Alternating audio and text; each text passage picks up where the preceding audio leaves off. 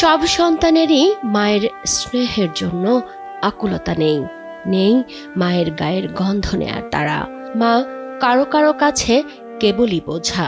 জঠরের যন্ত্রণা, সন্তান লালনের তীব্রতা কেমন সেই বোধও নেই কোনো কোনো সন্তানের। জানবার ইচ্ছেও নেই মা কেমন আছেন, কোথায় আছেন।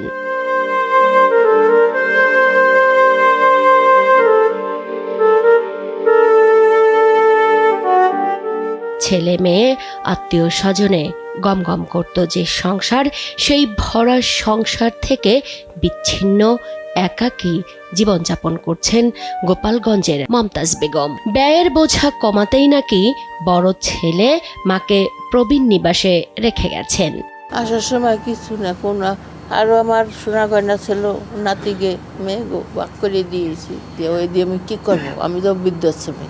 আল্লাহ ভালো রাখছিল, ভালো ছিলাম। বাড়ির কথা, ছেলে মেয়ের কথা মনে পড়ে না, সব কিছু মনে পড়ে না। না নিতে আসবে এটা মনে হয় না কেন, ওই যে আমার ছেলেরে বলছি আমাদের আল্লাহর নামে যে এখানে রাইখে গেলি আমার নিবি না, ওকে ভাড়া থাকতেছি যে, তাই সেই দেখায় আমারে ভাড়া থাকতেছি না।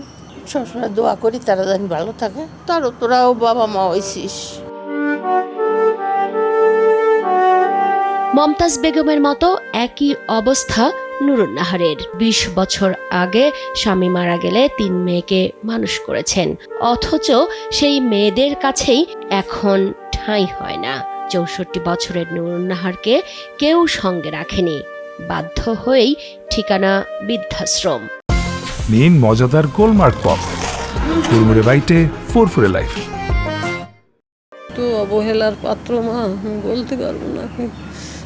এই জায়গায় আসার আগে সবার কাছে জিজ্ঞেস করেছি, জামাইজন ভাইগের জিজ্ঞেস করেছি যে আমি কি আসবো, ওর কাছে না আমার এখানে আসা লাগবে না। বড় যে মেয়েটা ও আমারে রাখতে চাইছে, বহুই করেছে জামাইতে আমার মানিয়ে নেবে না। আমার কোনো জায়গায় যাইতে ইচ্ছে করে না, মানে আমার সব মন নষ্ট হয়ে গেছে এখন। এই দিনগুলোতেই খারাপ লাগে, ও দিনটাও খারাপ লাগে। তখন ওই নামাজের পাটিতে বসে একটু নামাজ কালাম পড়ি, দোয়া দুরুদ করতে করতে আস্তে আস্তে হালকা হয়ে যায়। আমি চাই যে আল্লাহ আমারে একদম নিয়ে যাক, আমি চলে যাই আল্লাহর কাছে। ছেলে মেয়ের জন্য তো মন কাঁদেই, নাতিপুতির জন্য আরো বেশি বুকটা পড়ে। দেখতে মন চায় সন্তানদের সংসার, কিন্তু যন্ত্রণাই বাড়ে কেবল।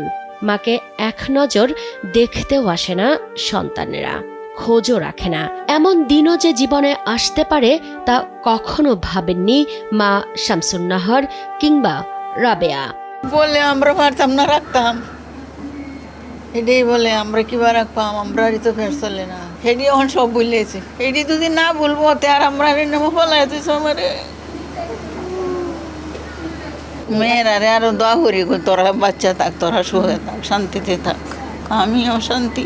স্বামী আমার নামে জমি বিক্রি করছে আমার ছেলে, ওই টাকা দিয়ে আমার পায়া করলো। তারপরে কতগুলো গহনা আসে, গহনাগুলো বিক্রি করছে। তো ছেলের সাথে থাকেন না, ছেলে এখানে রেখে গেল। ওরে বাবা, তোমার মা আমার ব্যাগ তুলবে না, তোমার মাকে আমার দেখতে মন চায় না। আমার বইয়ের কথা, আমার বাসায় থাকতে হলে রুমের ভাড়া আর খাওয়ার টাকা দিতে হবে।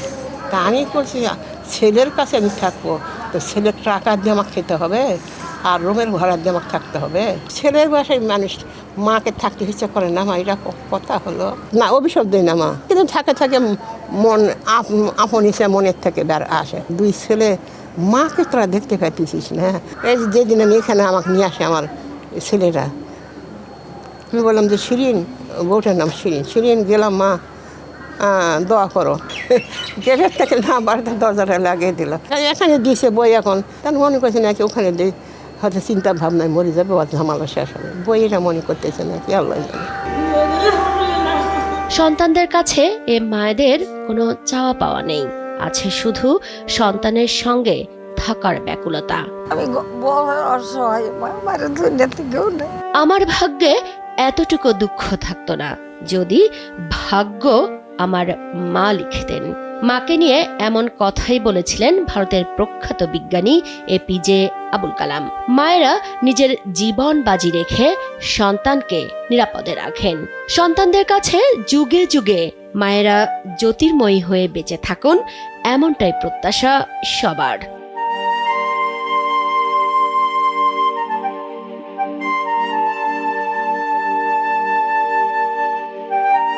মুক্তা মাহমুদ, দেশ টিভি, ঢাকা।